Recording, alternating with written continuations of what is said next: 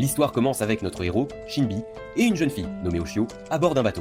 Elle lui demande quand ils se sont vus pour la dernière fois, lui disant que cela faisait 2 ans qu'ils ne s'étaient pas rencontrés et qu'il n'était même pas venu fêter le nouvel an avec elle. Soudain, Oshio commence à s'éloigner de lui. Puis Shinbi se retrouve face à une jeune fille sur le bateau. Il se met à s'excuser auprès de toutes les personnes présentes, se disant qu'il avait cru avoir eu un accident à cause de ce rêve étrange. Après cela, il commence à sentir la marque sur sa joue. Il constate que, pour la toute première fois, il a été frappé au visage et se met à se calmer, car le bateau est sur le point d'atteindre Itogashima, dans la préfecture de Wakayama, une île située dans le détroit de Kitan, avec une population d'environ 700 habitants. Notre héros revient dans cet endroit après 2 ans pour les funérailles de son ami d'enfance, Oshio. Alors qu'il traînait sa valise, une jeune fille est soudainement apparue de loin sur son vélo, lui souhaitant la bienvenue. Quelques instants plus tard, elle est tombée à la mer, alors il lui a demandé pourquoi, et elle a répondu qu'elle transpirait et avait décidé de prendre un bain. Cette jeune fille s'appelle Mio, et c'est la sœur cadette d'Oshio. Il a tendu la main à Mio et l'a tirée hors de l'eau, lui demandant si elle allait bien. Après un moment, Mio l'a interrogé sur Tokyo et son apparence, ce à quoi il lui a répondu qu'il n'aimait pas beaucoup se promener. Ils ont continué à marcher et sont passés devant la jeune fille qu'il avait giflée sur le bateau et qui parlait formellement au téléphone. Pendant ce temps, Mio a continué à parler à notre héros, disant que les vacances d'été étaient le meilleur moment pour gagner de l'argent ici. Il lui a dit qu'il avait remarqué qu'il y avait beaucoup de touristes en ce moment. Au fur et à mesure que les événements se déroulaient, ils ont atteint le lieu des funérailles, et notre héros a vu une photo d'Oshio accrochée au mur. Il a commencé à raconter que ses parents étaient décédés quand il était enfant, et comment il avait été adopté par la famille Kofuni, la famille d'Oshio, ce qui faisait de lui un membre de sa famille, et aussi son ami d'enfance. La veille de son départ de l'île, Oshio avait demandé à notre héros de manger le curry qu'il préparait, mais il avait refusé, lui promettant de le faire la prochaine fois. Mais il n'y aurait pas de prochaine fois, car elle était décédée. Pendant ce temps, notre héros a entendu l'un des personnes en deuil dire que la nouvelle de sa mort avait été dure pour Shinbi. Soudain, il a entendu quelqu'un réprimander les photographes pour avoir pris des photos pendant la veillée funèbre. À ce moment-là, il a senti quelqu'un s'accrocher à lui par derrière, lui disant qu'il était enfin revenu. Ce qui le mettait mal à l'aise. Cette personne s'est alors effondrée et s'est excusée auprès de notre héros de ne pas avoir pu sauver Oshio de la noyade quand elle avait sauté dans l'eau pour sauver Shori. Il a demandé à notre héros de le frapper pour qu'il puisse se pardonner, mais notre héros lui a dit qu'il était trop tard pour faire quoi que ce soit. Voir tout le monde pleurer pour Oshio l'a aidé à se contrôler et à devenir plus calme. Aux funérailles, notre héros a demandé à Su pourquoi son père, un médecin, avait dû autopsier le corps d'Oshio, même s'il s'agissait d'un accident de noyade. Après un moment, Su a regardé une petite fille et a dit à notre héros qu'elle s'appelait Shorikobaya, la fille du propriétaire du Koba Trading Center. Notre héros a dit à Su que la jeune fille avait grandi rapidement. Su a précisé qu'elle était en 3e année, la même jeune fille qu'Oshio avait sauvée. Su l'a également informé que la jeune fille ne parlait pas à cause du traumatisme de l'incident. Ensuite, le prêtre a interrompu leur conversation, demandant à Shinbi de l'aider. Su lui a dit qu'il l'appellerait le soir pour lui raconter tout ce qu'il savait. Le soir, Shinbi cuisinait tandis que Mio était à ses côtés. Un homme nommé Alan est entré et s'est excusé auprès de Shinbi pour son retard, expliquant que c'était à cause d'une longue discussion avec Karikari. Alan a ensuite demandé à Mio d'aider notre héros, mais il lui a dit que la nourriture était déjà prête. Alan a deviné que la nourriture était vraiment délicieuse et a souligné que c'était le plat préféré d'Oshio.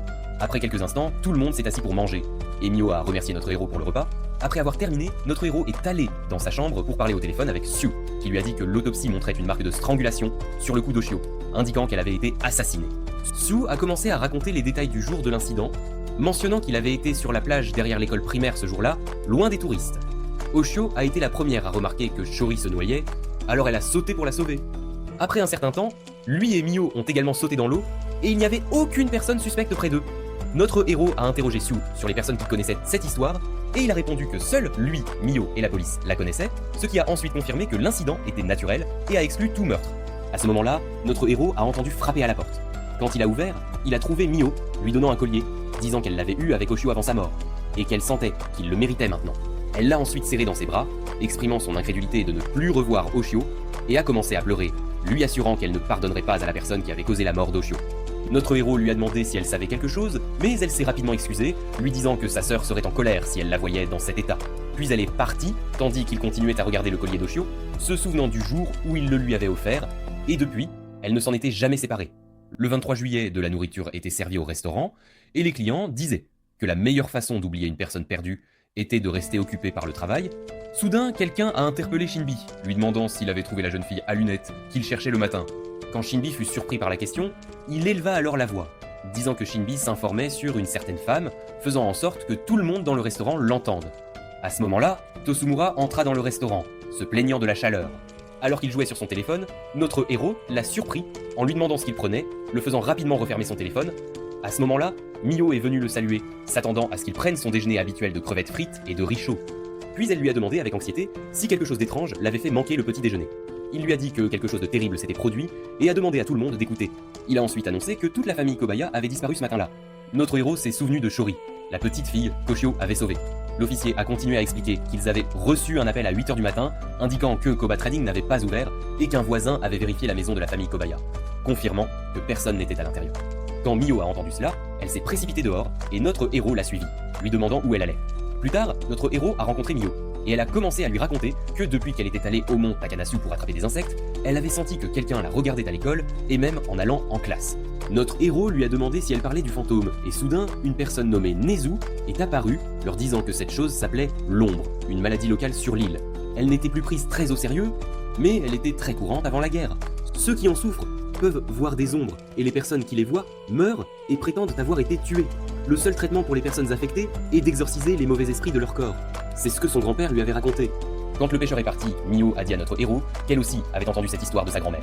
Il lui a dit que ce n'était peut-être qu'un mythe, mais elle a insisté en disant qu'elle le pensait, jusqu'à ce qu'elle voie l'ombre d'Oshio 3 jours avant sa mort, alors qu'elle nettoyait des déchets lors de l'événement de nettoyage de la plage d'Omotohama. Après cela, Oshio est morte tout de suite. À ce moment-là, Mio a commencé à pleurer, alors notre héros lui a demandé si elle avait raconté cette histoire à quelqu'un, mais elle l'a nié et s'est effondrée encore plus. Il lui a rappelé qu'elle avait dit la veille qu'elle ne pleurerait plus, puis il lui a demandé de réfléchir à ce que le vieux pêcheur avait dit à propos de l'exorcisme des mauvais esprits. Les événements se déplacent ensuite vers Hiroko-sama, un temple situé dans la partie nord de Hitogashima. Notre héros a rapidement sonné à la porte du temple, mais personne n'a répondu à ce moment-là. Mio a vu l'ombre de Shiori et a décidé de la poursuivre avec notre héros. Soudain, ils se sont retrouvés dans une forêt dense, et Mio a demandé pourquoi Shiori s'enfuyait d'eux. Soudain, notre héros a entendu le son d'un coup de feu. Alors il a couru vers le son pour trouver la jeune fille à lunettes, blessée et en sang. Mio lui a demandé de faire quelque chose pour la sauver et lui a rapidement dit qu'elle irait chercher de l'aide. Notre héros s'est approché de la jeune fille et alors qu'elle était sur le point de lui dire quelque chose, elle a été de nouveau abattue et est tombée morte. Puis 2 versions de Mio sont apparues, l'une tenant une arme et la pointant sur l'autre version, la tuant sous ses yeux, puis tuant aussi notre héros. Les événements reviennent ensuite à notre héros assis sur le bateau devant la jeune fille à lunettes. La jeune fille à lunettes lui demande s'il va bien et les événements commencent à s'accélérer. Notre héros descend du ferry en traînant sa valise et nous dit qu'il est revenu sur l'île après 2 ans pour les funérailles de son ami d'enfance. Soudain, Mio est apparu devant lui, lui demandant de loin sur son vélo si son voyage avait été long, puis Mio saute dans l'eau et notre héros lui demande pourquoi elle n'a pas utilisé les freins. Après cela, il est rentré chez elle avec elle et à l'intérieur, il a senti les événements se répéter. Il a rencontré le père de Mio, qui l'a accueilli, puis a réalisé que tout le monde parlait et agissait exactement comme il l'avait vu dans son cauchemar. Il a compris qu'il revivait le 22 juillet pour la 2e fois. Pendant les funérailles, il a regardé la famille Kobaya et a réalisé que, d'après les événements, il disparaîtrait pas le lendemain. Il a alors compris que la présence de l'ombre était un fait. À table, Miyu a remercié notre héros pour la nourriture, mais il s'est demandé si elle n'avait pas été filtrée par l'une des ombres. Dehors, il a commencé à se remémorer ce qui s'était passé depuis le matin, en commençant par la défaillance des freins du vélo de Miyu. Il s'est souvenu que les freins avaient été coupés intentionnellement, ce qui l'a amené à soupçonner que quelqu'un voulait tuer Miyu. Mais soudain, alors qu'il se tenait dehors, un officier est apparu et s'est approché de Miyu, lui demandant pourquoi elle était dehors de chez elle comme ça. Puis il a été choqué quand il a vu Miyu poignarder l'officier avec son couteau, réalisant qu'elle n'était pas du tout Miyu, mais une ombre. Quelques instants plus tard, le corps de l'officier a été remplacé par une autre ombre, se tenant à côté de Miyu, qui lui a dit que dorénavant, il prendrait la place de l'officier. Elle lui a demandé son arme, puis a marché devant une certaine maison, disant que les choses auraient été mieux si elle avait été emmenée à l'hôpital. L'officier lui a dit qu'elle pouvait entrer par effraction dans la maison en utilisant l'arme, mais il l'a averti que tirer la nuit ferait un grand vacarme. Pendant ce temps, le téléphone de notre héros a sonné, et Miyu et l'officier sont allés le capturer. Et quand cela s'est produit, Miyu l'a poignardé pour les avoir écoutés.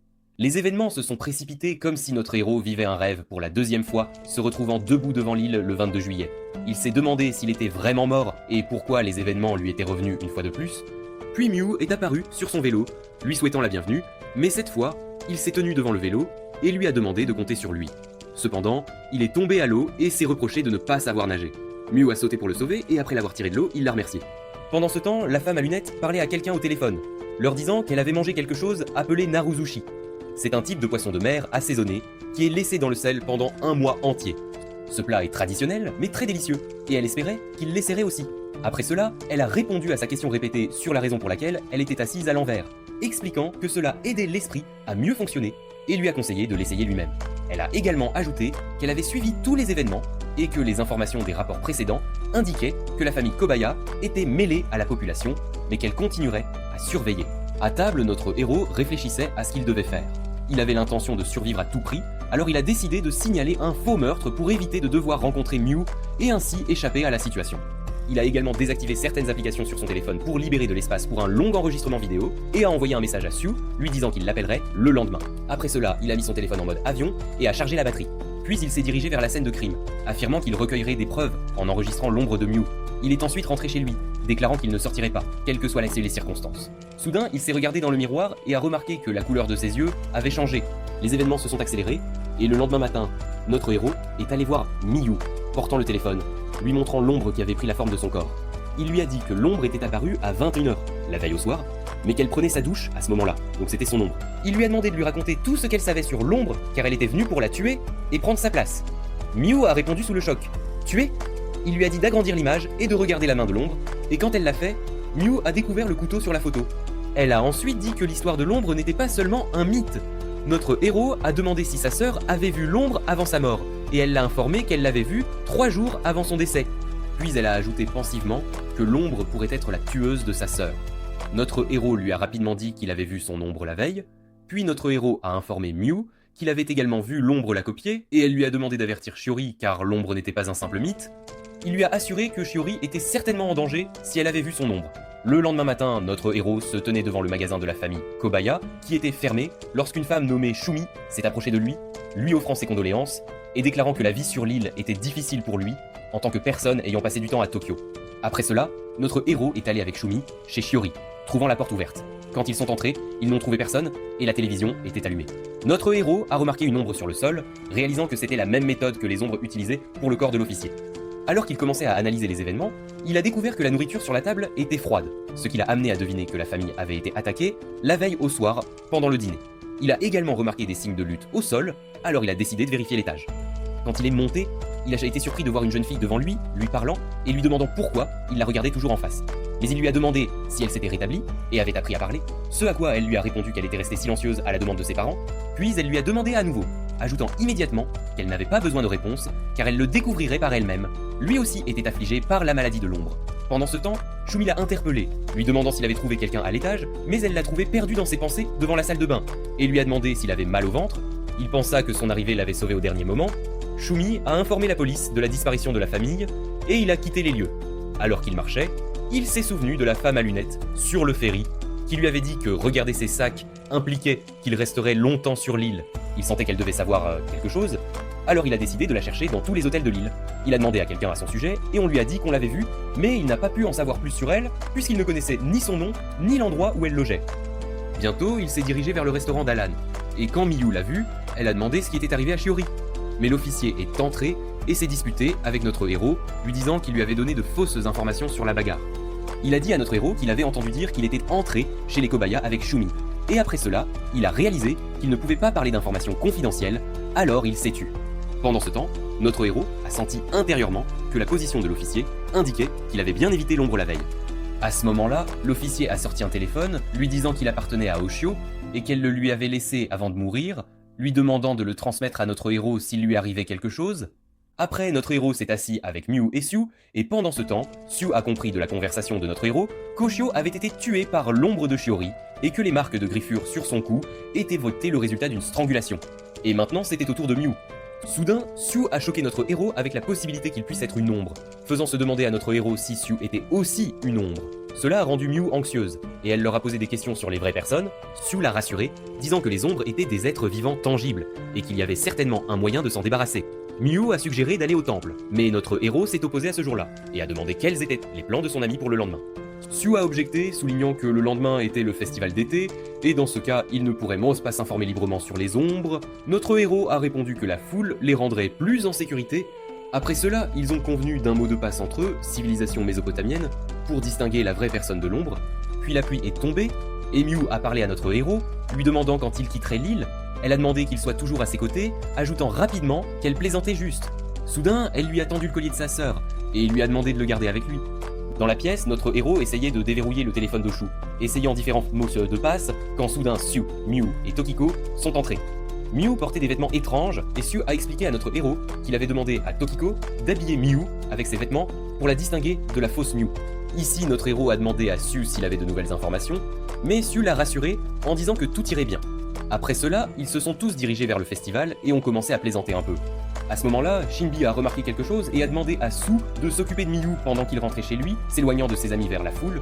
Quelques minutes plus tard, Shinbi s'est retrouvé devant la plage où Oshu se tenait devant lui. Il lui a dit qu'elle était morte et que ses funérailles avaient eu lieu il y a 2 jours, donc elle n'était pas réelle. Mais Oshu lui a dit qu'elle était Oshu, choquée par la nouvelle de sa mort. Elle a ensuite admis qu'elle avait beaucoup souffert sous l'eau et que c'était la dernière chose dont elle se souvenait. Notre héros a remarqué son collier et a commencé à se demander si elle était vraiment Oshu. Mais elle lui a demandé si elle était vraiment morte. Alors qui était-elle maintenant? Et si elle était un fantôme, pourquoi ne flottait-elle pas dans les airs? Après cela, elle a avoué qu'elle souhaitait revenir pour lui dire qu'elle l'aimait. Alors il l'a accusée d'être folle et a pensé que la mort l'avait affectée, se souvenant que son corps avait été dans le cercueil, il y a 2 jours. Il lui a demandé pourquoi elle était venue à la plage et elle lui a posé la même question, car elle savait que ceux qui mouraient montaient au ciel. Quand elle a vu les feux d'artifice dans le ciel, elle lui a dit qu'elle voulait aller au festival avec lui. Il a pensé que son ombre agissait exactement comme Oshu. Après, elle a couru à travers la foule et a atteint un jeu, lui demandant d'y jouer. Mais il a remarqué qu'elle portait un maillot de bain et que tout le monde la regardait. Alors il l'a prise et s'est enfui. Quelque part, notre héros a caché Oshu et elle lui a demandé si leurs amis venaient. Mais il lui a crié qu'elle était morte, donc personne ne pouvait la voir et ses funérailles avaient eu lieu il y a 2 jours. À ce moment-là, elle s'est sentie en colère et lui a dit de se taire, menaçant de lui casser la figure. Après un moment, notre héros a commencé à parler à Oshu, découvrant qu'elle se souvenait de tout des 2 dernières années, se rappelant même son auteur préféré. Il était certain que c'était Oshu, mais il se demandait pourquoi elle ne se souvenait de rien concernant les ombres, ni de la façon dont elle était morte. Il lui demanda ensuite si elle voulait savoir ce qui était arrivé à Shuri. Soudain, notre héros reçut un appel de Miyu, et Oshu s'empara du téléphone pour répondre, mais il le lui reprit aussitôt. À ce moment-là, Miyu lui dit qu'elle avait entendu la voix d'Oshu, mais il lui assura qu'elle s'imaginait des choses. Peu après, elle lui annonça qu'il l'attendait au temple et il lui répondit qu'il était tout prêt et les rejoindrait sous peu. Oshu tenta de l'accompagner, mais il s'y opposa, lui disant que cela semblait dangereux et qu'elle devrait rester cachée. Il devait aussi protéger Miyu, car elle le lui avait demandé, ne voulant pas le regretter plus tard. Après un instant, Miyu dit à notre héros qu'il s'inquiétait pour lui, car il était en retard. Elle lui révéla ensuite le mot de passe qu'il partageait, et il répondit en s'excusant, car il souffrait d'un mal de ventre, ce qui avait causé son retard. Les événements indiquent qu'il existe une forte croyance sur l'île qu'un dieu habite tout ce qui est proche du rivage, et ce dieu est le dieu de la pêche. Ils ramassent donc les débris et célèbrent le 24 juillet, où tout le monde assiste à cette fête. Pendant la célébration, Sue confessa son amour à Miyu, mais elle le rejeta et lui demanda de rester amie. Pendant ce temps, une femme masquée s'approcha de Sue et lui dit de ne pas désespérer. Tout le monde fut choqué et Tokiko dit que ses cheveux ressemblaient à ceux d'Oshu. Quant à Sue, il reconnut la voix et confirma que c'était bien celle d'Oshu. Quand elle tenta de s'échapper, affirmant être l'ange de l'amour, notre héros la saisit et lui dit qu'elle était stupide de croire que ce qu'elle faisait était se cacher. Elle s'excusa car elle voulait juste voir tout le monde. Quand Oshu révéla son visage à tous, Miyu demanda à notre héros de rester loin d'elle, disant qu'elle était un monstre, pas Oshu. À ce moment-là, notre héros la retint et refusa de la lâcher, et Sue lui demanda d'expliquer ce qui se passait, murmurant à Oshu. Il la prévint qu'il l'avait déjà mise en garde. Il était impossible de remplacer quelqu'un dont les funérailles avaient déjà eu lieu, car personne ne la croirait. Sue ordonna alors à tout le monde de s'enfuir, mais notre héros leur dit qu'il était trop tard. Plus tôt, alors que notre héros courait dans la foule, il avait vu Miyu devant lui, tenant un couteau, et elle lui avait dit qu'elle savait qu'il l'avait photographié. Puis elle avait tenté de se débarrasser de lui. À ce moment-là, une autre version de notre héros apparut, et lui saisit la main après avoir copié tous les souvenirs de notre héros, lui demandant de ne pas tuer notre héros, car il pourrait revenir au 22e jour et perturber leur plan. Il prit ensuite le téléphone du faux héros, et lui dit de le cacher, et d'envoyer quelqu'un chercher Oshu. Après cela, le faux héros regarda notre héros et dit qu'il était pathétique et incapable de protéger qui que ce soit. Notre héros la femme à lunettes d'aller sauver Miyu et tira sur le faux, lui brisa la main, l'ombre disparut et menaça d'attaquer la femme à lunettes, aussi la jambe, mais elle réussit à la maîtriser, que sa tentative de sauver Miyu ne s'attendait pas était que l'ombre soit vaincue. Un instant plus tard, la femme à lunettes s'excusa de ne pas s'être présentée plus tôt, lui disant qu'elle s'appelait Nagumo et qu'elle était venue le sauver, mais qu'elle était un peu en retard. Pendant ce temps, ils entendirent les pas d'Oshu s'approcher, et notre héros s'exclama, surpris, qu'il lui avait dit de rester où elle était. Nagumo l'informa qu'il y avait beaucoup d'ombres et que l'endroit semblait très dangereux, car toutes les ombres s'y rassemblaient. Il lui demanda comment elle pouvait les distinguer des humains, et elle lui répondit qu'une ombre n'était qu'un morceau de chair dissimulé. Puis, elle lui dit de faire attention aux pas, car s'il marchait sur une ombre, elle bougerait et le révélerait. Elle expliqua que les ombres copient les humains et prennent leurs souvenirs, ce qui les nourrit. Elles dépendent donc des données humaines pour survivre. Elle regarda le sol et lui dit que les marques étaient les restes de ce que les ombres avaient mangé des humains, et qu'ils étaient devenus des cibles pour elle. Elle souligna que leur nombre avait drastiquement augmenté ces 3 derniers jours. Et peu importe combien d'entre elles étaient tuées, elles continuaient à se multiplier, indiquant qu'elles travaillaient vers un but et sous le contrôle de quelqu'un. Puis il lui demanda si elle pouvait l'aider à sauver ses amis, puisqu'elle réussissait à abattre les ombres. Notre héros se précipita rapidement au temple pour retrouver ses amis, mais il remarqua que le sol était couvert de sang. Une odeur nauséabonde emplissait l'endroit, accompagnée d'une montagne de cadavres. Au moment où Sue était sur le point de tuer Miyu, Nogumo alla le tuer, mais elle fut surprise par une ombre géante qui lui tira dessus. Puis elle s'approcha de notre héros et l'interrogea sur son œil droit, que sa mère avait perdu il y a longtemps, et lui demanda pourquoi il était avec lui. La vérité était que sa présence avec lui signifiait qu'il pouvait manipuler le temps. Les choses allèrent vite, et l'ombre emporta Oshu, disant qu'elle était devenue l'une des leurs. Mais elle insista sur le fait qu'elle était humaine, pas comme eux. Il lui dit qu'elle était stupide, car les humains ne se remettent pas vite après s'être cassé un bras. Pendant ce temps, l'homme ombre géant dit à notre héros que peu importe le nombre de fois où le héros mourait, il pouvait repartir d'un certain point et revenir. L'ombre géante demanda bientôt à notre héros de regarder ce qu'il allait faire maintenant en coupant le courant. Des instants passèrent avant qu'Oshu ne crie, alors que l'ombre géante prenait Miyu comme repas. Après cela, Nogumo se réveilla et réalisa que l'ombre touche les humains, puis les avale. Puis l'ombre créa une lumière, ressemblant à une lampe dans le ciel, et une femme avec un œil manquant apparut. L'ombre parla, disant que ce qui attend les humains est l'extinction. À ce moment-là, tous les habitants de l'île regardèrent par la lumière dans le ciel, même les pêcheurs. À la clinique Ishigata, le docteur dit que quelqu'un s'était rétabli après avoir mangé 1000 humains, car l'ombre avait avalé tout le monde. Puis Nogumo s'excusa auprès de notre héros et lui demanda de lui pardonner de ne pas avoir cru au message qu'elle avait reçu plus tôt. Mais il la surprit en disant qu'il n'était pas trop tard et qu'elle pouvait le tuer maintenant, car il était le seul à pouvoir sauver tout le monde. S'il mourait, il pourrait repartir d'un certain point et revenir au même jour. Alors elle saisit son arme et lui dit que c'était la dernière chance, et il lui demanda de lui faire confiance et de le tuer avant que l'ombre ne l'avale. À ce moment-là, Oshu prit courage et frappa l'ombre alors que tous les habitants avaient disparu et que l'ombre avait avalé tout le monde. Les événements se déroulèrent rapidement, et notre héros rencontra Oshu dans un monde alternatif, tout comme le précédent. Elle lui demanda de protéger Miyu, et notre héros retourna au 22 juillet, où il ouvrit les yeux au port. Miyu lui demanda s'il avait gelé à cause de l'eau, et il réalisa qu'il était tombé à l'eau et qu'elle l'avait sauvé. Puis il lui dit qu'il allait bien, juste un peu étourdi par le trajet en ferry.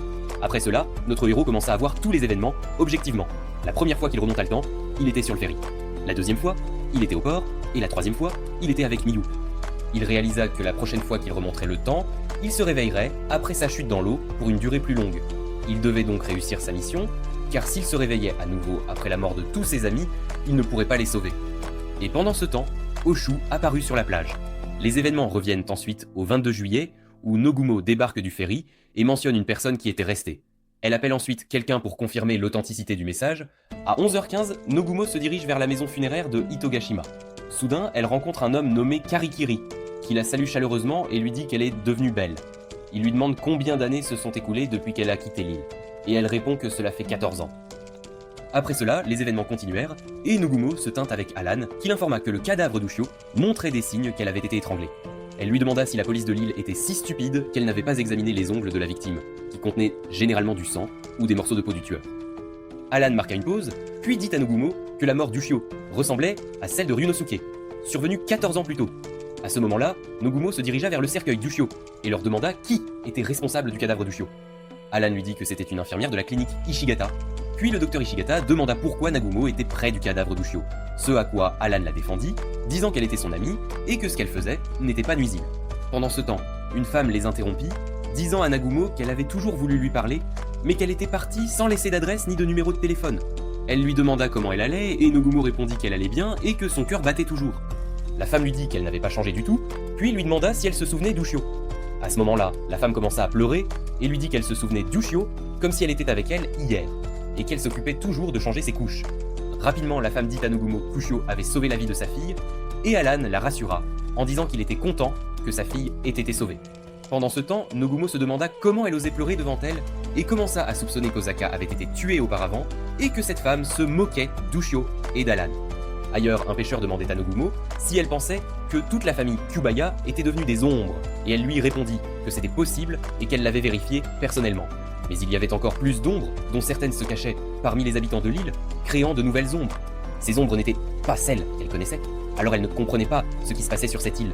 Après cela, elle réfléchit un instant et demanda au pêcheur son avis sur ce qu'elle pensait, ce à quoi il répondit que la noyade de Shiori n'était pas une coïncidence, car il soupçonnait qu'une ombre l'avait attaqué et tué, puis avait prétendu être l'original. Et c'est pourquoi Ushio avait sauvé Shiori, avant que l'ombre ne tue ses parents ensemble et ne les remplace par d'autres ombres.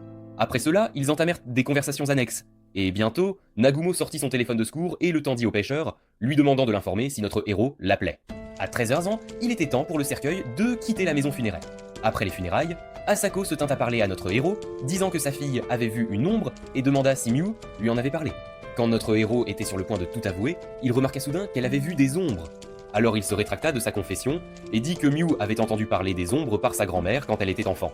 Bientôt, Miu vint lui parler et il lui demanda maladroitement la couleur de ses sous-vêtements qu'elle portait hier, mais elle lui répondit sèchement. Il lui dit qu'il avait un besoin urgent de connaître la couleur de ses sous-vêtements, car en mourant, il avait accidentellement vu l'ombre de Miu portant des sous-vêtements blancs. Et quand Miu lui confirma qu'elle avait bien porté du blanc, mais l'avait changé le soir après la commémoration, notre héros sentit au fond de lui que Miu avait été copiée hier et qu'il ne restait plus qu'à la protéger.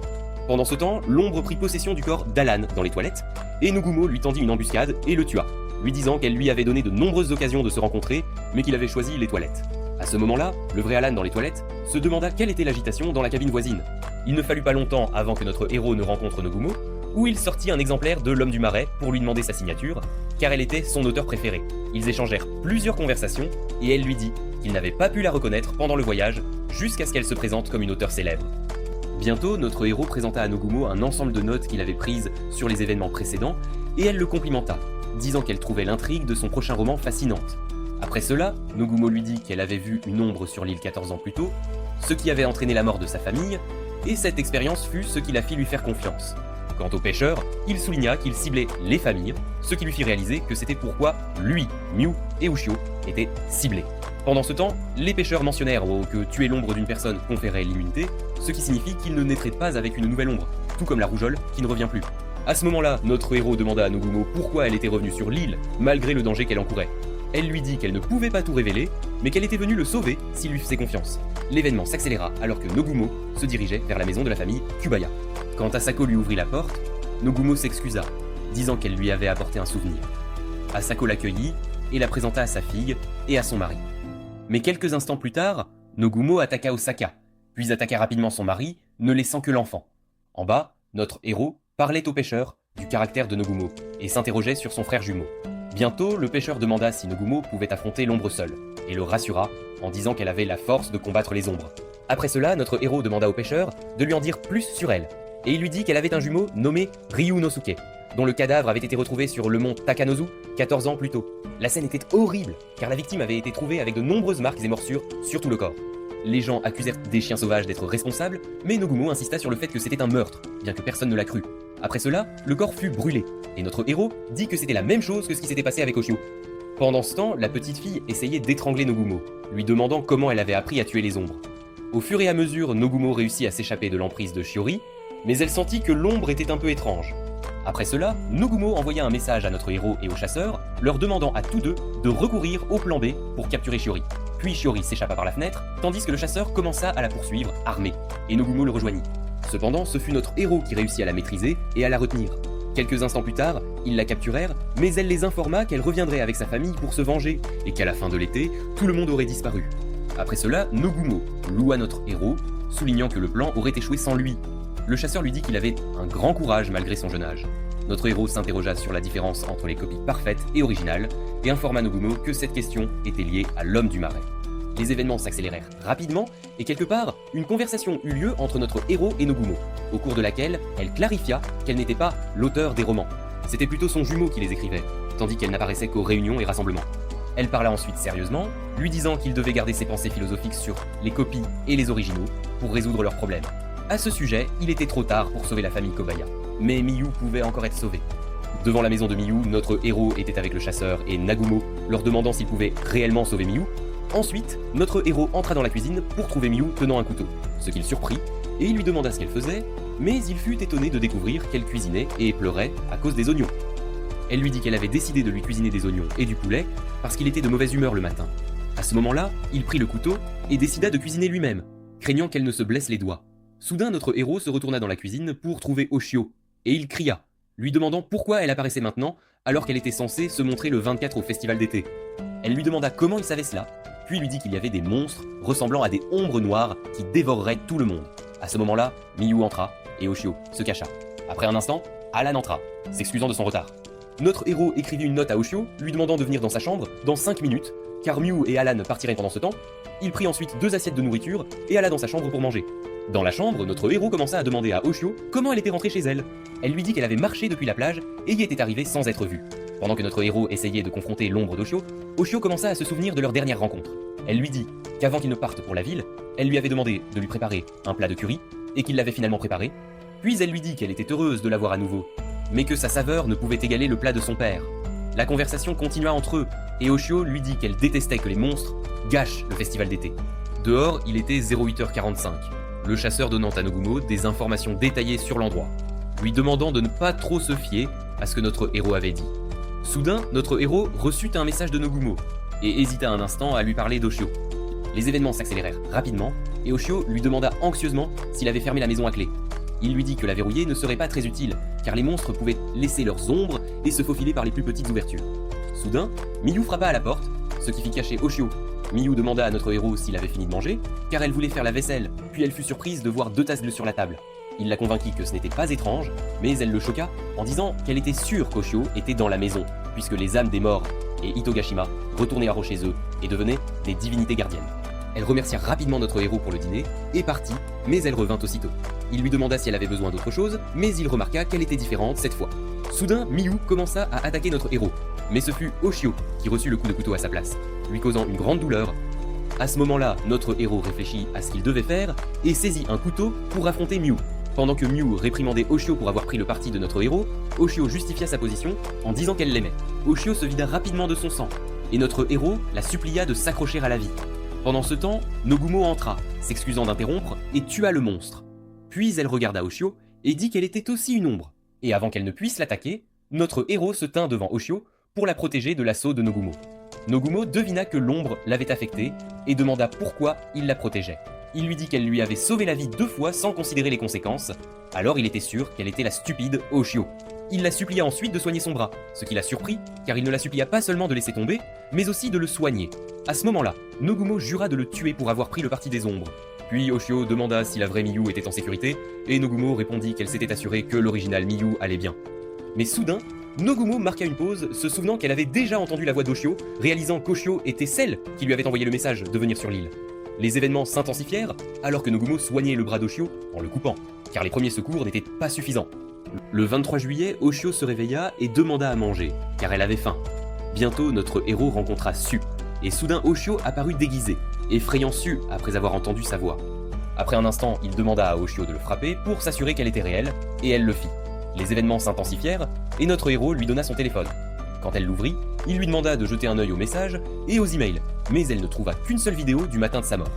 Après qu'Oshio eut ouvert la vidéo, tout le monde fut surpris de voir Oshio et son ombre parler dans la vidéo. Oshio dit à notre héros qu'elle et son ombre étaient les seuls capables de déverrouiller le téléphone à ce moment-là.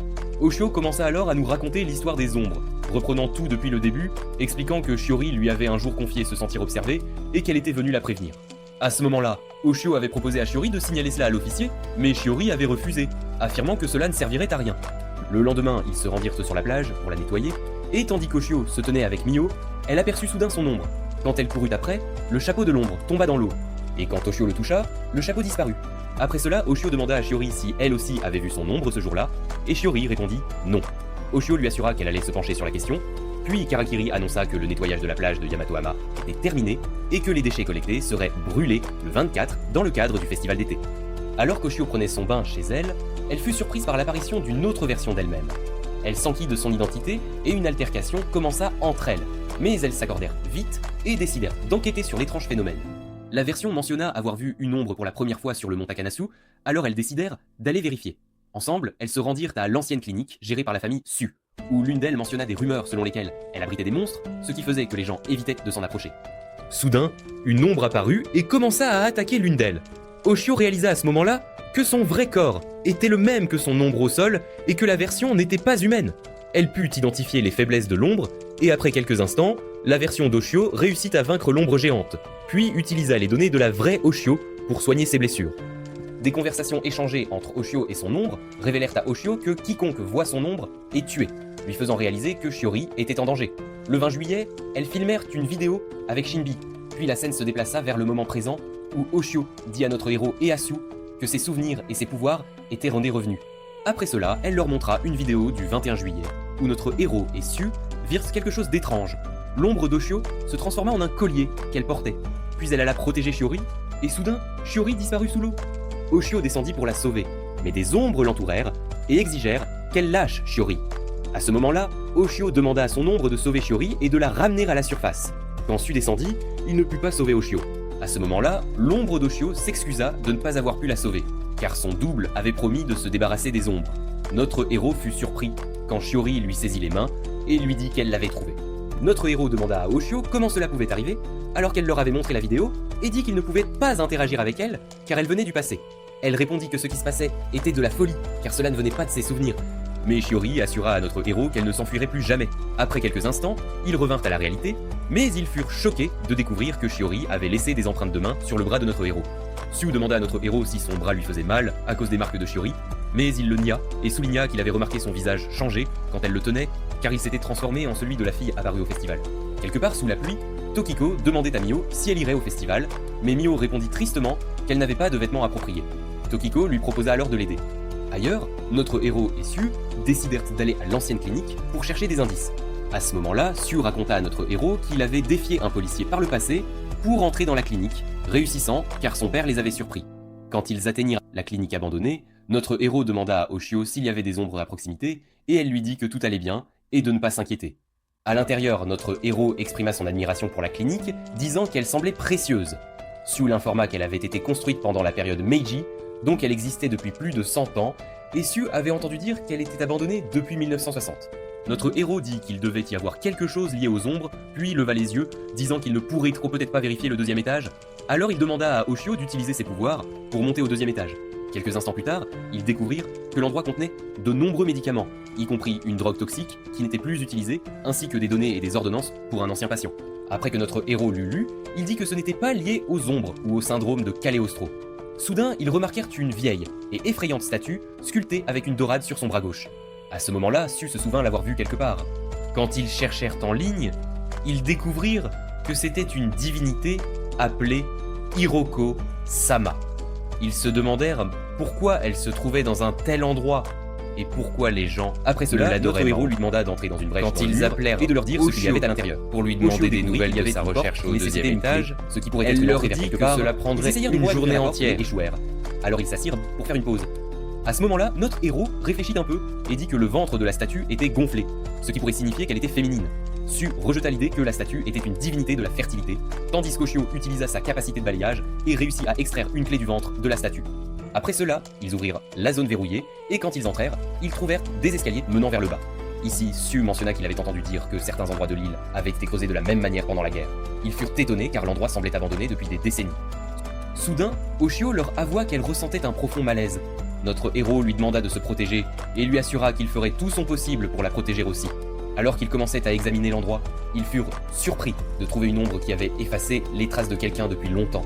Soudain, un rat apparut et se dirigea quelque part. Alors Oshio le suivit, car elle sentait qu'il y avait une ombre là. Notre héros lui ordonna d'être prudente, et bientôt une énorme ombre apparut devant eux.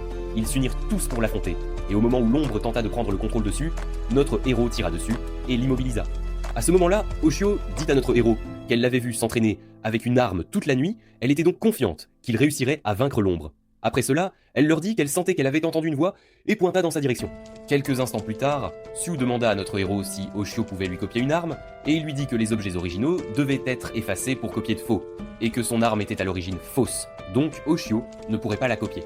Après cela, ils entendirent un coup de feu, alors ils se dirigèrent vers la source pour se retrouver dans un endroit complètement différent. Ils inhalèrent une odeur similaire à celle de la mer, et soudain des ombres les entourèrent de tous côtés, incitant notre héros à dire à Oshio de courir. Alors que nos héros luttaient contre les ombres, Nogumo demandait au chasseur s'il avait l'intention de mener à bien le plan, espérant que ses craintes étaient infondées. Pendant ce temps, notre héros réalisa que les ombres avaient ciblé Oshio dès le début, évitant délibérément les ombres, l'attaquant elle. Quand Oshio fut blessé, Siu tira sur les ombres pendant que notre héros se précipitait pour vérifier son bras blessé. À ce moment-là, Nogumo se transforma en son alter ego, Ryonosuke, et partit avec le chasseur affronter les ombres. De l'autre côté, Miyu s'inquiétait du retard de notre héros, craignant qu'il n'attrape la maladie des ombres. Soudain, elle vit un bandeau appartenant à Shiori devant la maison et remarqua aussi une ombre. Alors elle la poursuivit, seulement pour trouver l'officier devant elle. Elle lui dit qu'elle avait vu Shiori courir dans la même direction d'où il venait, mais il semblait terrifié et affirma n'avoir vu personne. Pendant ce temps, l'ombre de Shiori apparut de nouveau et pointa vers un couvercle de bouche d'égout ouvert. Miyu s'approcha de la bouche d'égout, mais l'officier lui dit que ce qu'elle pensait était impossible. Un enfant d'école primaire ne pouvait pas entrer dans une bouche d'égout. L'officier tenta de reculer, mais Miyu le convainquit qu'il deviendrait célèbre et un héros s'il descendait dans la bouche d'égout pour sauver la fille disparue. Pendant ce temps, nos héros s'échappèrent des ombres et se retrouvèrent dans un endroit qui ressemblait à la mer. Mais Oshio leur dit que c'était faux et pas réel. Notre héros spécula que cela devait être lié à la mer, d'une manière ou d'une autre. Su suggéra de chercher une sortie car la situation serait dangereuse à cause du gaz qui s'épuisait, et s'ils étaient attaqués de nouveau, ils seraient en difficulté. Mais soudain, Oshio commença à se sentir faible. Notre héros et Su se précipitèrent vers elle. Elle révéla qu'elle devait récupérer des données de la vraie Oshio, en raison des dommages causés par l'ombre. Cependant, la vraie Oshio était réduite en cendres, rendant cela impossible. Elle devrait donc effacer son bras droit de nouveau pour arrêter la douleur. À ce moment-là, Tokiko apparut, choquant tout le monde, et ils lui demandèrent pourquoi elle était là. Elle leur dit qu'elle était venue récupérer Oshio, car elle était un élément endommagé, mais elle était reconnaissante à notre héros d'avoir réussi à la trouver et à la ramener, étant donné la difficulté. Quand Tokiko s'approcha, notre héros faillit pointer son arme sur elle, mais elle lui dit qu'elle était humaine. Et malheureusement, elle ne mourrait pas, car son arme était destinée à tuer les ombres. Ailleurs, le père de Su apparut et demanda à une infirmière de nourrir quelqu'un car c'était l'heure du repas.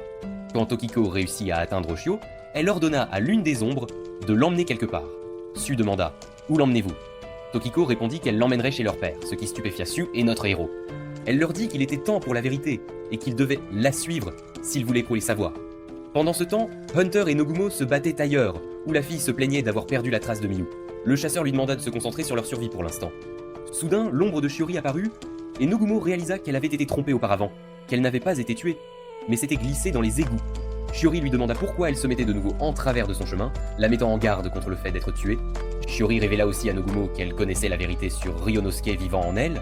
Soudain, une ombre nommée Aini apparut derrière la fille et dit à Nogumo que 14 ans s'étaient écoulés, mais qu'elle était revenue cette fois en utilisant les souvenirs de Shiori. Le chasseur tenta de convaincre Nogumo de revenir, mais elle refusa. Et soudain, le chasseur fut blessé, suivi par Nogumo.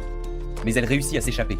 Shiori dit à mère Aini que connaître l'avenir n'était pas bon, l'interrogeant sur la poursuite de Nogumo. Elle répondit qu'elle soupçonnait son foie d'être blessé et que s'il la laissait, elle mourrait bientôt de toute façon. Dans la grotte, nos héros marchaient avec Tokiko, qui demanda à notre héros de ne rien dire à Miyu de ce qu'il voyait maintenant, et il lui assura qu'il ne l'impliquerait pas là-dedans. Pendant ce temps, une ombre s'étirait jusqu'au plafond et jusqu'au sol, avec une femme en rouge assise connectée à une solution sanguine, disant qu'elle était la 9e et que c'était l'heure du repas. Tokiko expliqua que cette femme était la déesse de Hitogashima, et son origine remontait à la première personne copiée, connue sous le nom de Mère des Ombres, ou Aini. Aini était devenue faible et incapable de marcher, ce qui la rendait dépendante d'un corps de substitution. Soudain, Hani se transforma en Shiori, enrageant notre héros, qui fut menacé de mort par Hani s'il osait parler de nouveau. Pendant ce temps, Tokiko convoqua une infirmière nommée Nagoru, qui travaillait pour le père de Su. Tokiko informa nos héros que 4 personnes mouraient chaque année à Hitogashima à cause d'accidents, et leur clinique nourrissait les morts à Hayini, tout comme les ancêtres de Su l'avaient fait. Soudain, nos héros découvrirent le vrai corps d'Oshio, mais Aini ne réussit pas à le dévorer, car le père de Su avait remplacé le cadavre brûlé. Ici, Su et notre héros s'effondrèrent, demandant à Tokiko pourquoi elle protégeait Aini et pourquoi elle faisait cela. Elle leur dit que la mort d'Oshio était inattendue et qu'elle était morte parce qu'elle s'était immiscée dans des affaires qui ne la concernaient pas. Su cria à sa sœur, lui disant qu'elle endurait tout parce que la mort de Hane signifiait la mort de leur mère et qu'il était un fou de ne rien comprendre. Leur mère était encore en vie seulement parce que leur père avait demandé à Hane de la transformer en ombre pour qu'elle ne meure pas. Soudain, notre héros réalisa que Aini était sur le point de dévorer le corps d'Oshio et il demanda au sosie d'Oshio de copier l'arme afin qu'il puisse éliminer Aini, car elle perd sa mobilité pendant quelques secondes en dévorant une personne. Les événements s'intensifièrent rapidement, et ils entrèrent dans une bataille contre Aini, pendant que le sosie volait le corps d'Oshio. En quelques instants, les événements s'accélérèrent de nouveau, et Aini tenta de dévorer notre héros. Mais soudain, une autre ombre apparut, et lui dit que c'était bon, mais qu'elle ne devait pas dévorer Miyu, car elle était une otage. À ce moment-là, Tokiko et Su furent choqués par la présence de Miyu, et Tokiko cria que leur accord était de ne pas toucher Miyu, mais l'ombre les menaça de pouvoir mettre fin à sa vie, s'il tentait quoi que ce soit, et qu'il pourrait pas ne pas vivre pour voir demain. Soudain, l'ombre tua son frère, et l'informa que leur père en était conscient. Ailleurs, Nogumo était blessée, et sur le point de perdre connaissance, mais elle rencontra l'officier, et demanda des nouvelles de Miyu. Il lui dit que le monstre l'avait prise, et que de nombreux monstres étaient apparus. Elle lui demanda des nouvelles de son arme, et il répondit qu'il l'avait perdue. Puis il trébucha et tomba, ne se souvenant de rien après cela. Nogumo lui demanda de l'aide pour la transporter plus profondément dans la grotte. Quant à Hani, après avoir tué Su et Tokiko, elle ordonna à Oshio de s'approcher. Notre héros lui demanda de le dévorer à la place, mais elle lui ordonna de ne pas essayer de mourir en héros. Puis elle lui arracha l'œil, et tandis que Hane tentait de reprogrammer Oshio, elle fut surprise que notre héros récupère d'une manière ou d'une autre son œil de sa main, disant que c'était impossible, car elle découvrit que notre héros avait la capacité de transformer le monde qu'il observe en réalité, ce qui était un pouvoir terrifiant, mais il ne réaliserait pleinement ce pouvoir qu'après avoir expérimenté la vraie mort. Par conséquent, il le garderait en vie jusqu'à la fin, et il ne pourrait rien faire d'autre que respirer. À ce moment-là, notre héros comprit qu'il devait remonter le temps de nouveau pour sauver tout le monde. Rapidement, les événements s'accélérèrent, alors que notre héros prit une fiole de chlorure mercurique toxique pour remonter le temps. Quand Hane tenta de tuer Oshio, notre héros la prit avec lui et elle disparut soudainement. Notre héros apparut alors devant Nogumo et le chasseur de nouveau après avoir rembobiné le temps. Soudain, Oshio apparut à côté de notre héros et serra Nogumo dans ses bras, disant qu'elle était revenue à la vie. Le chasseur tenta de la tuer, mais notre héros intervint et l'arrêta. Alors que Nogumo réfléchissait avec notre héros à sa capacité de transformer tout ce qu'il observe en réalité, elle nota que tant que son œil droit appartenait à Aini, cela signifiait qu'il était fait d'ombre. Alors Nogumo demanda à notre héros quand il avait eu cet œil, et il lui dit qu'il l'avait probablement eu après être revenu sur l'île. Elle fit le lien et commença à deviner qu'Oshio était celle qui le lui avait offert. Après cela, nos héros se tinrent devant la maison familiale de Shiori, révisant les détails de leur plan. Oshio dit à tout le monde qu'elle avait découvert qu'elle pouvait envoyer les données qu'elle avait précédemment scannées dans le futur. Ils commencèrent à revoir les détails de nouveau, mais ils furent effrayés par Nogumo, s'effondrant devant eux, les exhortant à s'échapper, car ce n'était plus le 22 juillet tel qu'ils le connaissaient. Soudain, Shiori apparut avec une ombre massive, et informa notre héros qu'elle avait marqué son bras pour le trouver facilement dans n'importe quel monde où il irait, car elle pouvait aussi répéter et s'attendait à leur arrivée. Notre héros répondit que c'était impossible, et soudain, lui et le chasseur commencèrent à combattre Shiori et l'ombre. Shiori se transforma rapidement en Aini, disant qu'elle disait juste bonjour, mais qu'elle suivrait notre héros partout où il irait. Alors que les événements se déroulaient, et après que tout le monde fut tué, notre héros remonta le temps de nouveau. Ushio l'informa qu'elle ne pouvait pas copier les données de l'ombre à 4 bras, car elle était sans données, mais elle partageait la même odeur que Hane. De plus, Hane pouvait suivre notre héros à travers la répétition des boucles temporelles, il devait donc tout recommencer pour couper le suivi. Quand notre héros revint au 22 juillet, il trouva le temps inhabituellement pluvieux, alors qu'il faisait toujours beau les autres fois. Il vit Nogumo avec quelqu'un d'autre entrer dans le restaurant d'Alan, et Ushio l'exhorta à les suivre car il n'y avait pas de temps à perdre. En entrant, il découvrit que le compagnon de Nagumo était Ryonosuke, son frère jumeau. À ce moment-là, notre héros vit sa mère Akemi vivante, réalisant qu'il était revenu plus de 14 ans en arrière. Sa mère dit à tout le monde qu'il y avait une célébration au restaurant, donc les amuse-gueules étaient gratuits. Nagumo tenta de partir à cause de la foule, mais Asako l'arrêta. Soudain, Karakiri entra pour féliciter Alan pour le 10e anniversaire du restaurant. Des conversations se déroulèrent rapidement entre Asako et Ryonosuke, où ils demandèrent à Nogumo des nouvelles de sa nouvelle amie et où elle l'avait rencontrée. Elle les informa qu'elle l'avait rencontrée sur le mont Takanozu, puis la scène changea, et notre héros se déplaça vers la clinique de Hishigada, où il vit Nogumo, avec son frère et son ami. Nogumo leur dit qu'une lumière apparaîtrait de la fenêtre du 2e étage, mais ils la prévinrent que l'endroit lui était dangereux et hanté, lui demandant de revenir. Cependant, elle insista qu'elle avait promis de rencontrer son ami et tiendrait sa promesse. Bientôt, Ryonosuke partit avec Osaka, et Aini apparut devant Nogumo, choquant notre héros à sa vue. Après cela, notre héros passa à une autre scène, où il vit Aini dire à Nogumo qu'elle était différente des autres, et qu'ainsi elle révélerait un secret sur Shidi. Nogumo demanda qui était Shidi, à quoi Aini répondit qu'elle incarnait la cupidité et avait 4 bras. Le temps passa à un nouveau jour, où Nogumo se blessa au doigt et saigna, ce qui fit que Aini commença à lécher le sang. Un autre jour, Aini sembla triste et se plaignit à Nogumo d'avoir faim, incitant Nogumo à lui conseiller de manger autre chose que des collations car elle avait beaucoup maigri. Hane mentionna que beaucoup avaient souffert de la faim, certains étaient partis chasser et étaient revenus les mains vides, et toute sa famille était décédée avant l'été. Hane supplia ensuite Nagumo de toucher son ombre, indiquant que ses mains étaient très chaudes. Une nuit, Ryonosuke se rendit au mont Takanosu et trouva soudain une fille assise par terre. Il s'approcha d'elle, lui demandant si elle était l'amie de Nogumo. Bientôt, Nogumo apparut et vit Aini, assise devant le cadavre de Ryonosuke après qu'elle l'eut dévoré, et elle commença à réprimander Aini. Soudain, l'œil de Aini sauta sur le sol d'une manière terrifiante, et une autre ombre apparut. Juste au moment où cette ombre était sur le point de dévorer Nogumo, le chasseur intervint pour la défendre.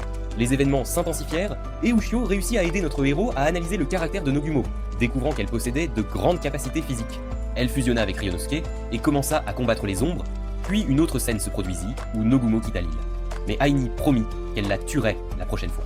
Dans le présent, à la maison familiale Kobaya, Shiori découvrit que chaque fois que notre héros remontait le temps, ses pouvoirs s'affaiblissaient jusqu'au moment où il pourrait vraiment mourir, la poussant à exploiter cela. Alors que les événements continuaient, notre héros rencontra Nogumo, lui avouant qu'il avait découvert que la conscience de Ryonosuke était entrée dans son corps et que c'était le pouvoir de Ryunosuke qui l'avait assisté auparavant.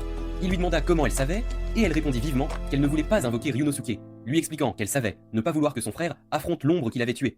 Elle lui raconta que Ryunosuke avait combattu de toutes ses forces, et la dernière fois, il avait dû rester alité pendant 5 jours entiers. Ils élaborèrent rapidement leur plan, et notre héros commença à s'inquiéter des marques qui apparaissèrent sur son bras. Nogumo lui dit qu'il devait attaquer les premiers, d'autant plus que leur ennemi se répétait sans cesse. Notre héros rassembla tout le monde et les informa qu'il ne pouvait garantir leur survie et qu'il ne forcerait personne à l'accompagner dans ce combat contre les ombres, mais qu'il ne ressentirait aucun regret par la suite. Tous acceptèrent de l'accompagner dans cette périlleuse mission. Soudain, la boucle se répéta et notre héros remonta le temps, entrant avec Ushio et Miyu, apprenant d'elle qu'il avait été abattu par une vraie arme à feu et non par une ombre. Il réalisa que Aini avait remarqué les événements répétés avec eux et qu'elle en avait donc profité pour les manipuler. Ensuite, notre héros se réunit avec tout le monde pour réfléchir au prochain plan, découvrant que Aini connaissait leur plan depuis leur 4e retour dans le temps. Ils supposèrent qu'elle avait copié leurs souvenirs et connaissait le plan à l'avance, dans les moindres détails. Rapidement, Shidi, avec ses 4 pattes, arriva avec une légion d'individus pour affronter notre héros. Shiori fit remarquer qu'elle ne voyait pas les autres. Elle demanda à notre héros où ils étaient et s'il leur avait tendu un piège, ce à quoi il répondit qu'ils n'étaient pas comme eux et ne se cachaient pas derrière des procédés aussi lâches et indignes. Il leur demanda de le combattre loyalement. Shidi répondit qu'il semblait bien confiant. Soudain, Ushio apparut et éloigna notre héros d'eux, ce qui fit se plaindre Shidi que le combat n'était plus du tout équitable. Soudain, chacun prit son tour dans la bataille. Le chasseur se posta en position de tireur d'élite, tandis que l'officier et Su se positionnaient avec leurs armes, et Nagumo prenait en charge sa zone. Tokiko donnait des ordres aux ombres pour tuer les individus répliqués avec l'aide d'Ushio, qui réussit à couper la connexion entre Yune et les ombres, permettant ainsi à Tokiko de les contrôler pleinement. Alors que Haini se mettait en colère, Ushio lui dit de la combattre, et Haini fusionna avec Shidi, poursuivant Ushio sans relâche. Bientôt, Ushio leur fit face, leur disant que ce qui se passait était un piège, et que notre héros se trouvait au-dessus d'eux, prêt à agir. Soudain, notre héros jeta une allumette, embrasant tout l'endroit. Le chasseur dit à Nogumo qu'il n'y avait aucune échappatoire pour les ombres de cette mer de flammes. À ce moment-là, Ushio pensa qu'ils avaient réussi leur mission et que le feu était la faiblesse des ombres, leur point faible. Shiori intervint, disant que l'endroit était brûlant, mais qu'elle allait tout arranger. À ce moment-là, notre héros tira des flammes vers elle et Ushio la saisit pour l'effacer, lui demandant amèrement combien de temps elle continuerait à sourire bêtement en utilisant le visage de Shiori, même si c'était un faux. Soudain, Ushio se retrouva dans l'emprise de Shidi, qui la traîna vers le feu, blessant également notre héros. Et il regarda les flammes consumer Ushio en hurlant de désespoir. Mais soudain, Ushio apparut, saisissant Shidi, le laissant stupéfait lorsqu'il réalisa qu'il tenait une mèche de cheveux de la poupée d'Ushio, et non la vraie. Après quelques instants, tout se termina, et le silence emplit l'endroit. Ushio émergea, disant qu'elle avait presque vaincu Shidi, mais qu'il avait réussi à s'échapper. Pendant ce temps, Aini et Shidi apparurent à un autre endroit, s'enquérant de l'état de notre héros, et Shidi l'informa qu'il allait mourir et que la prochaine boucle temporelle allait commencer très bientôt. Pendant que notre héros vérifiait l'état d'Ushio, elle lui dit qu'elle allait bien, mais s'inquiétait de sa blessure. Il lui dit qu'il avait porté un gilet pare-balles après avoir vu comment en fabriquer un en ligne et qu'il était désormais hors de danger. Les événements s'accélèrent et notre héros se retrouve face à face avec son sosie, Mio, une rencontre des plus inattendues. Il l'interroge sur son identité et elle lui répond qu'elle est Mio, née hier dans la grotte. Il lui demande qui est sa mère. Est-ce Yune par hasard? Puis il se demande si c'est elle qui a coupé les freins de la vraie Mio et avait l'intention de le tuer. Ce à quoi elle répond rapidement que peu importe si Mio meurt, la mission sera de toute façon accomplie au final. Pendant ce temps, Ushio crie sur Mio parce qu'elle veut remplacer la vraie Mio et prendre sa place. À ce moment-là, Tokiko est choquée et déclare qu'elle ignorait qu'ils avaient créé une fausse Mio pour chercher Ushio. C'était une révélation. Ensuite, Mio lui demande de ne pas s'inquiéter, car elle n'a plus l'intention de tuer la vraie Mio. À ce moment-là, Tokiko réalise qu'elle et son père aidaient Hani à se rétablir complètement, et lui fournissaient de la nourriture. Mais Hani avait un autre objectif, bien plus sombre, en plus de sauver la mère de Tokiko.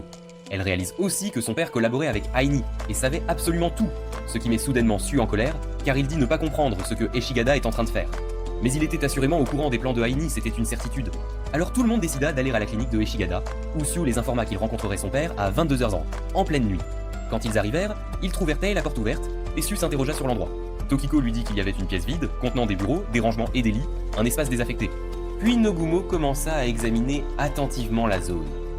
Bientôt, ils entendirent un son que notre héros crut être l'ascenseur. Mais il découvrit que c'était un ordre.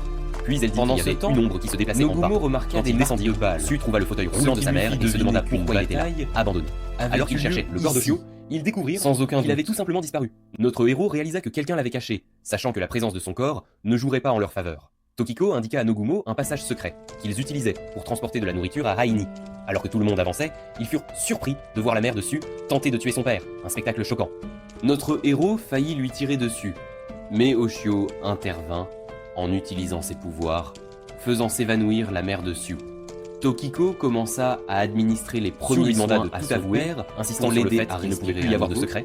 Et le père reprit bientôt connaissance. Avait sûrement appris leur arrivée, lentement, et pensait qu'il allait tout leur révéler. Rapidement, il demanda à Tokiko de tuer tout le monde afin que Hane lui fasse à nouveau confiance, sans hésitation. Mais sa fille ne l'écouta pas, lui disant que les ombres n'avaient aucune intention de tenir leur promesse envers lui. Soudain, le père prit l'arme de son fils et tira sur Tokiko. Mais étonnamment, Tokiko permit à l'ombre de Mio de la copier, et elle prit sa place à l'intérieur, tandis que la vraie Tokiko était assise avec Mio dans la voiture, en sécurité. À l'intérieur, tout le monde remercia Mio de les avoir sauvés, et Sue commença à réprimander son père pour être un médecin et parler de tuer des gens. Peu après, Sue demanda à Mio de copier son père, mais elle fut incapable de copier le docteur, devinant que son ombre avait été copiée plus tôt et était ensuite morte, ce qui lui avait valu une immunité totale. Soudain, l'infirmière apparut, disant qu'elle avait un message pour le docteur de la part d'Hiroko, mentionnant que la famille Eshigada avait servi les ombres pendant longtemps, mais qu'elle n'avait plus besoin d'eux.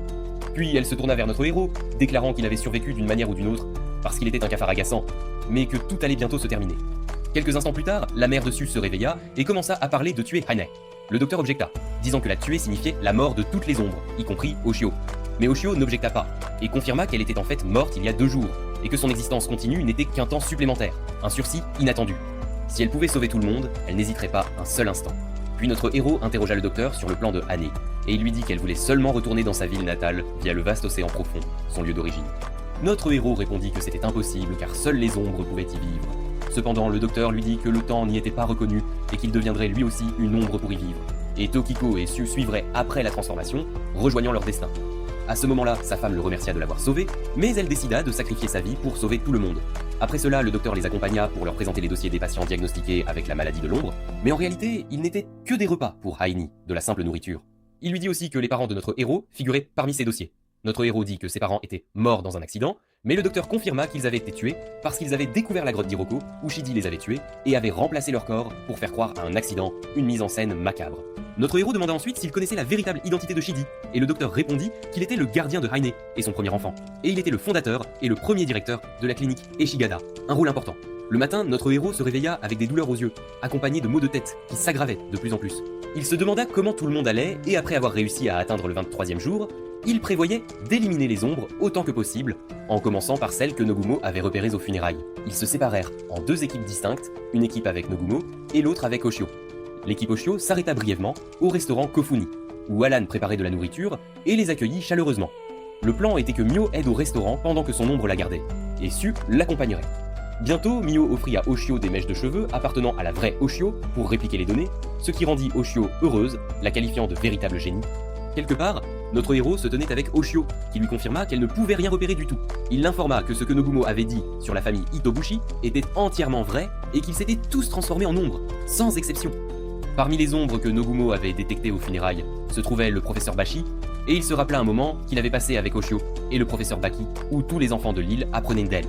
Après cela, ils allèrent au mont Takunoso pour traquer les ombres et venger le professeur, un acte de justice. Soudain, ils virent des ombres attaquer des enfants dans la zone. Alors ils commencèrent à les secourir. À ce moment-là, notre héros assura aux enfants que lui et Oshio étaient en mission secrète et qu'ils ne devaient en parler à personne sous aucun prétexte. Et soudain, ils découvrirent du sang sur le sol. Oshio utilisa ses pouvoirs et découvrit que le sang appartenait à une femme de 34 ans d'Osaka, une touriste. Puis les événements s'accélérèrent alors que notre héros se rendait au temple Hiroko, l'endroit où tout avait commencé, et demanda à Karakiri s'il pouvait lui parler un instant, juste quelques mots. Les événements remontèrent à l'année 1732, lorsque l'île de Hitogashima connut la grande famine de Kyoho, entraînant la mort de nombreux habitants par inanition. Un jour, une baleine gigantesque s'échoua à Omotohama, ce que les habitants considérèrent comme une bénédiction des dieux, un signe divin. Ils se rassemblèrent pour la manger, et quand la fille d'un pêcheur s'approcha, une lumière éclatante émana de la baleine, l'engloutissant et prenant sa forme. Craignant une malédiction, les habitants vénérèrent la jeune fille, sous le nom d'Hiroko. Et c'est ainsi que la légende d'Hiroko-sama apparut sur l'île, pour toujours. Dans le temple, notre héros commença à discuter avec Karikiri, qui mentionna qu'il lui avait dit, la veille, qu'il allait à Tokyo pour célébrer un événement de jeux vidéo. Leur conversation s'anima rapidement, et notre héros demanda s'il avait entendu parler du roman L'homme du marais de Nagumo Ryunsuke, une œuvre intrigante. Karikiri dit qu'il l'aimait parce qu'il sentait que cela reflétait sa propre histoire, sa propre vie.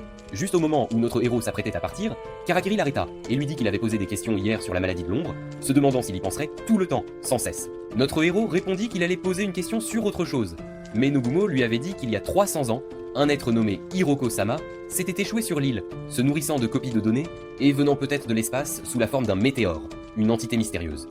Ensuite, les insulaires l'adorèrent, après qu'elle se soit transformée en baleine, et copié la fille du pêcheur et l'est avalée, marquant le début de la maladie de l'ombre, une épidémie terrifiante.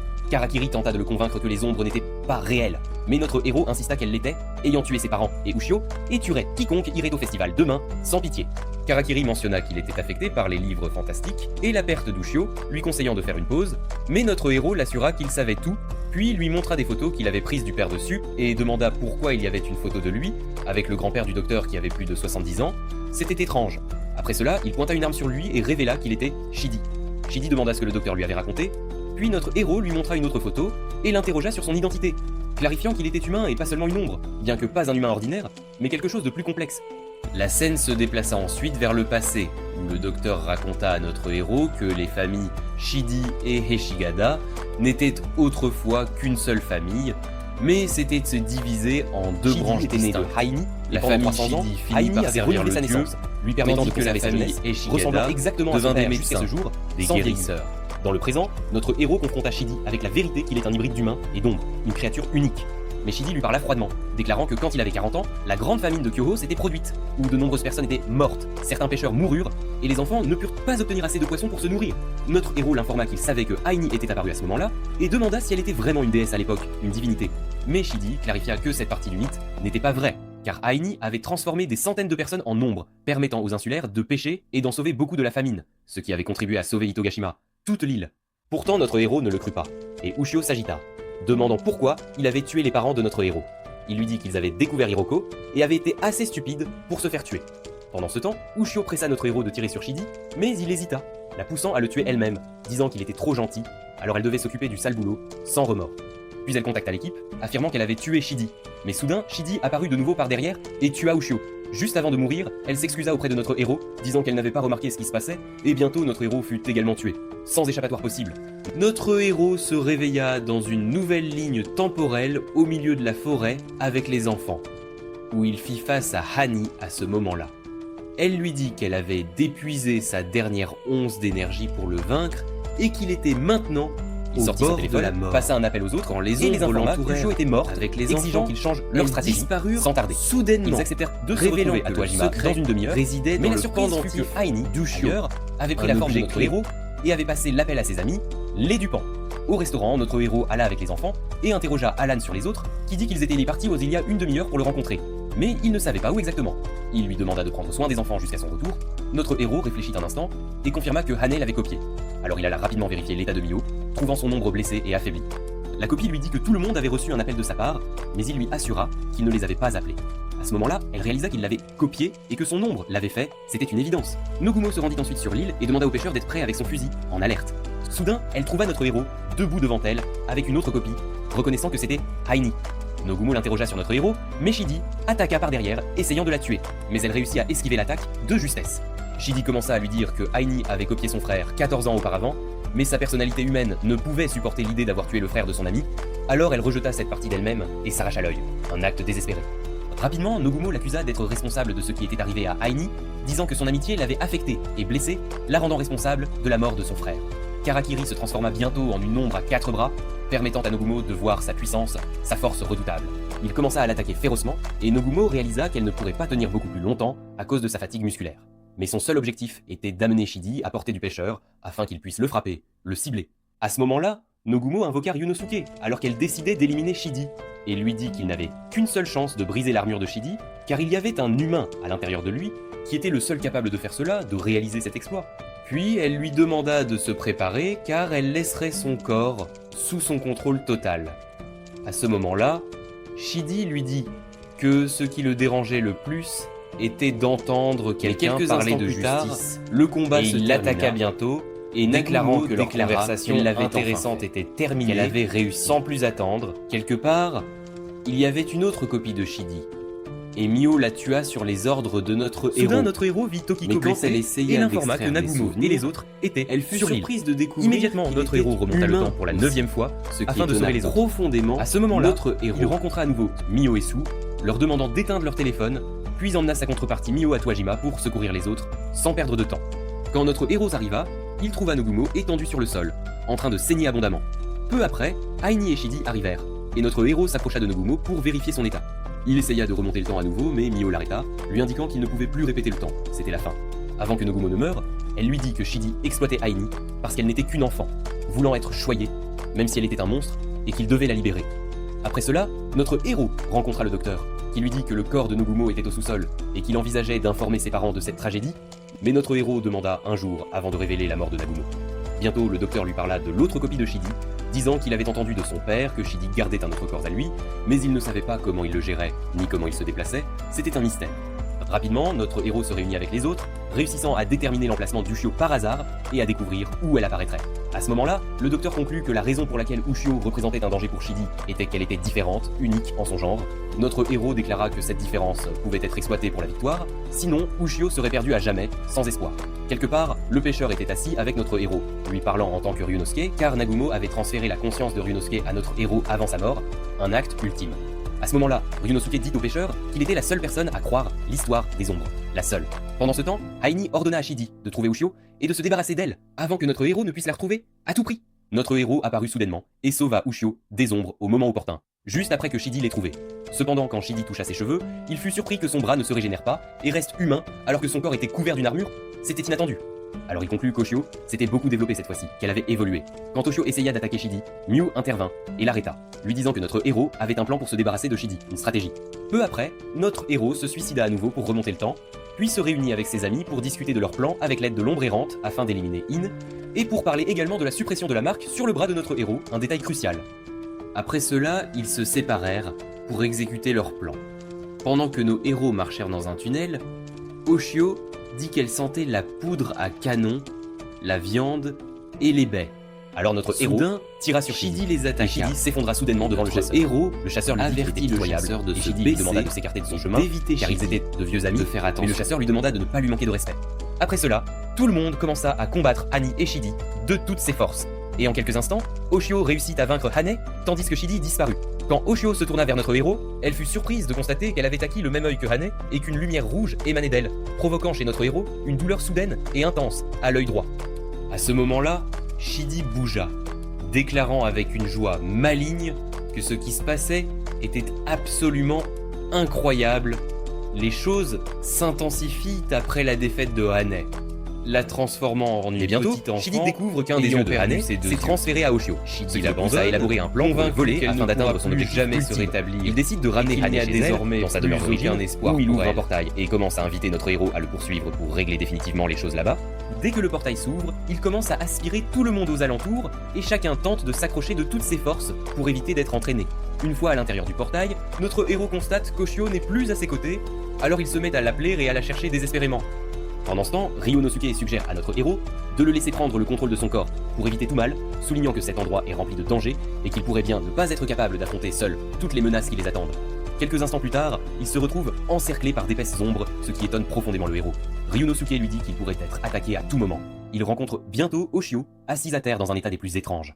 Il s'approche d'elle Metadil. À ce moment-là, Ushio reprend conscience et les informe que Aini est en elle, mais qu'elle n'est pas la Aini maléfique. Elle est composée de deux parties distinctes, l'enfant Aini et Hiroko, qui fusionnent avec elle. Elle leur dit que Aini souhaite leur parler, et notre héros l'y autorise. Soudain, Aini émerge du corps d'Ushio et s'excuse pour la mort de tous, accusant Shidi d'être le véritable responsable de leur décès. Ensuite, elle leur révèle le plan de Shidi, visant à prendre le contrôle du monde réel et à exterminer tous les humains, puis elle leur propose une alliance, pour sauver tout le monde. À ce moment-là, ils entendent le bruit d'un bombardement aérien au-dessus de leur tête et découvrent que Shidi est à la tête d'armes aériennes redoutables.